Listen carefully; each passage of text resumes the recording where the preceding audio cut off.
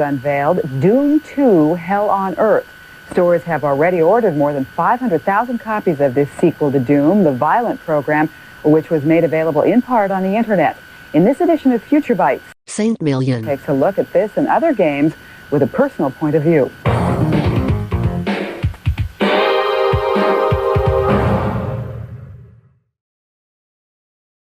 Jedi Knight, a series of licensed first and third-person shooters from 95 to 2003. But it all started with a game not even titled Jedi Knight. It was Dark Forces that started it all.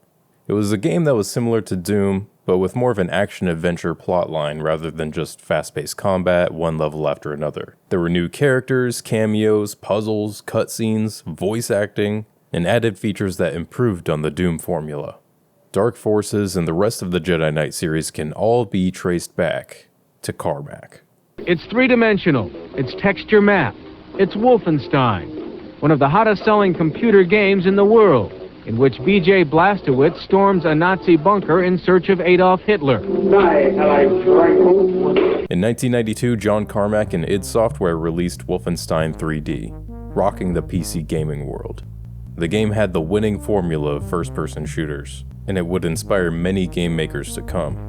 Carmack eventually noticed that players of Wolfenstein 3D were creating their own mods for this game, and he got so excited to see what people were making that he vowed to make the next game, Doom, even more mod accessible.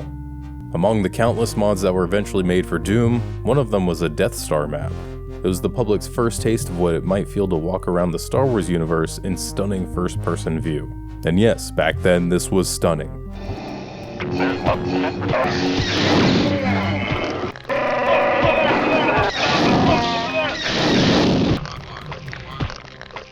But little did everyone know that a much bigger official project was already in the works. It's been speculated that Dark Forces was inspired by this Doom mod, but this is a myth. Doom wasn't even out when the Dark Forces project began. I had a friend who was working with me at Spectrum Holobyte who went to LucasArts, and so he convinced me to come over there, and I fell in love with LucasArts, and I was always a Star Wars fan, and went out, and those guys took me out to lunch at the ranch and got to meet George and, you know, all the great things they used to do in the early days when you joined LucasArts, and they basically said to me that I could come and do whatever I wanted. Whatever game I wanted to build, I could build up a team and go build it. I was a big fan of Wolfenstein 3D. You know, I was very enamored with that game, and so when I joined LucasArts and they said, hey, do whatever you want, I said, well, what I want to do is I want to make a Star Wars version of Wolfenstein. Indiana Jones was another IP that was briefly considered for the project, but more members at LucasArts were diehard Star Wars fans, and it seemed like a more obvious choice for a shooter with a wider variety of weapons, environments, aliens, droids, and all kinds of lore to play with. So development for this Star Wars shooter began in early 1993. The team went to the drawing board and they decided that there were a few goals that were paramount for this game. Number 1, create their own original Star Wars story that would unfold as the game went along. 2, immerse the player in the Star Wars galaxy with film-like sound effects, music, environments, weapons, cutscenes. The music was even interactive and would change when entering combat. 3, expand upon Wolfenstein 3D's first-person shooter formula, building their own original engine with new capabilities. Justin Chin was the lead story writer, artist, and the driving force behind all creative aspects of the game. Cutscenes, characters, story, enemy design, etc. He introduced Dark Troopers to the Star Wars universe.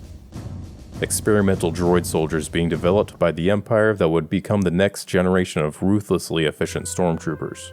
The player would slowly uncover the secret of the Dark Trooper project before a finale against an Imperial general.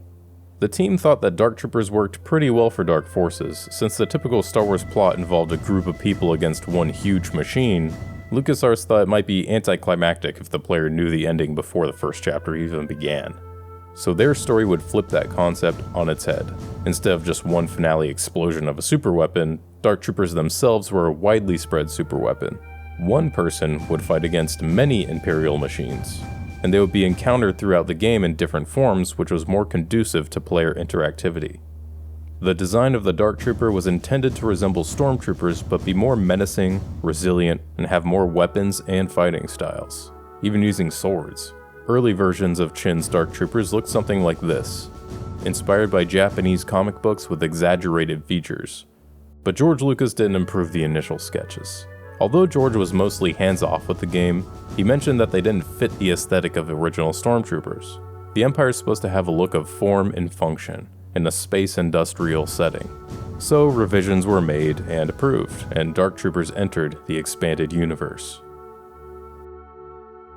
Originally, the player character would take on the Dank Troopers as Luke Skywalker, but this idea was quickly scrapped.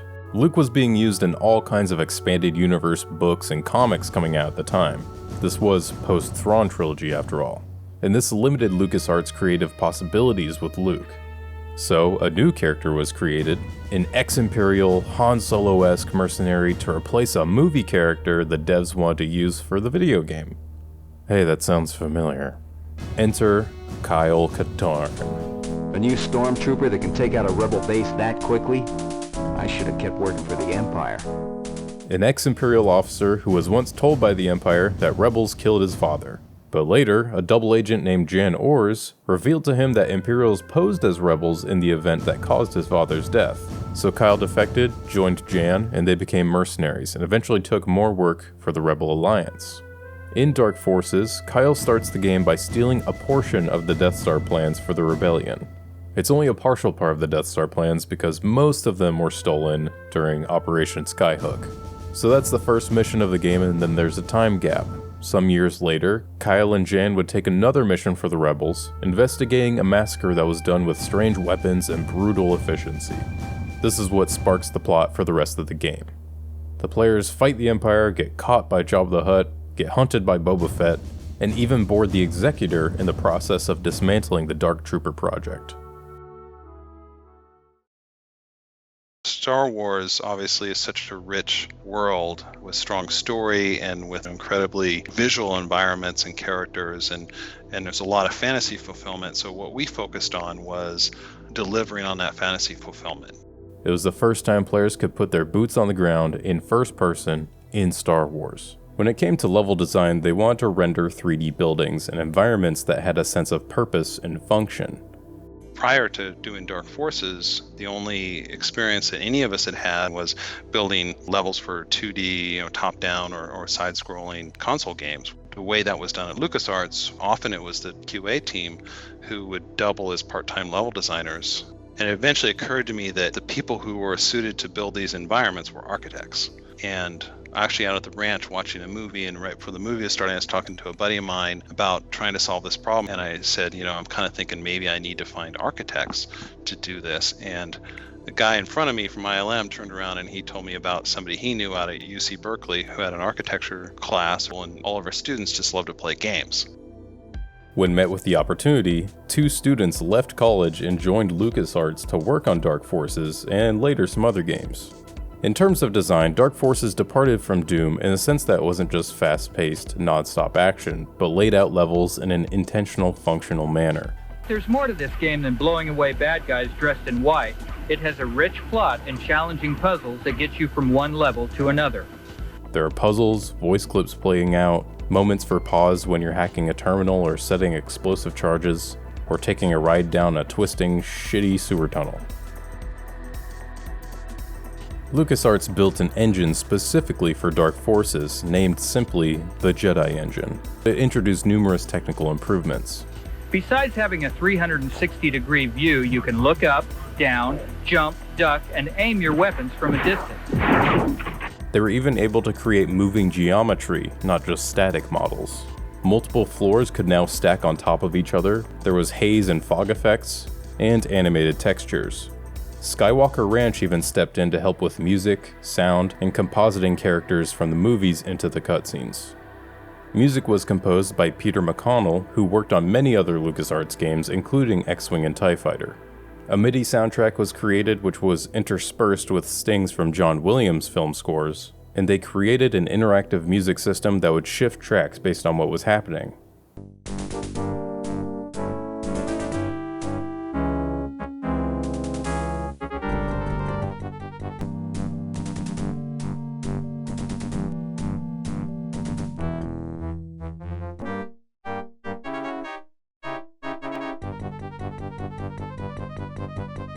The gameplay also operated on a life system rather than a save system. During development, they received an alpha copy of Doom from id, which further stoked their excitement and creative energy for Dark Forces, but also they were playing multiplayer in Doom. So they thought about throwing multiplayer into Dark Forces, but due to time constraints, they made the decision to make it single player only, and make sure that part was solid. They would, however, make Outlaws, their next game, have multiplayer, which also used the Jedi Engine.